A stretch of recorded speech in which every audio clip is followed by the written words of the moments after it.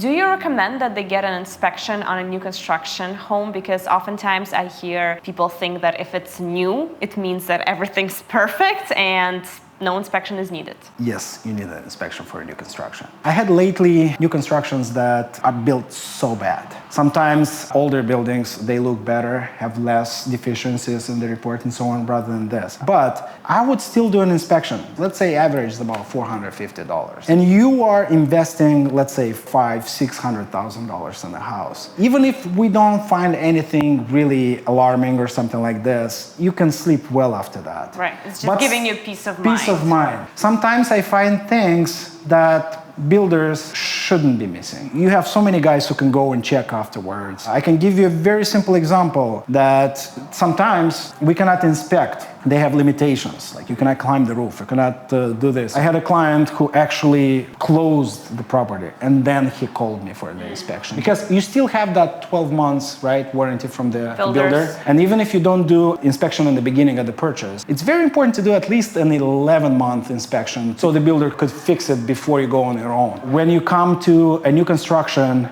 and you see electrical that most probably wasn't done by far by an electrician, you realize, I don't know who worked over here, but he wasn't a licensed electrician or somebody. You go on the roof and you see tar on the roof, vents installed without proper flashing. You see them on old houses. You see on DIY projects, but on new constructions you don't want to see. In the worst scenario for you, in terms of if you pay the amount for the inspection, we can call it the worst. We are not going to find anything alarming, but you're going to have a list of stuff that probably might have to be adjusted or something like this. But in the best scenario for the buyer is if we find stuff that's going to be costly to repair, maybe at this time it doesn't create issues. A small flashing improperly installed on the roof might not create issues for years. In some day can create a leak. You won't know about that one until you get inside the attic, but that can be thousands to repair. So it's good to spot them in the beginning before they move on. Sometimes I feel like buyers get this perception when they look at the inspection report, they're like, oh my God, everything is bad and everything needs to be fixed now. And I always try to calm down people and say, hey, like, don't look at it as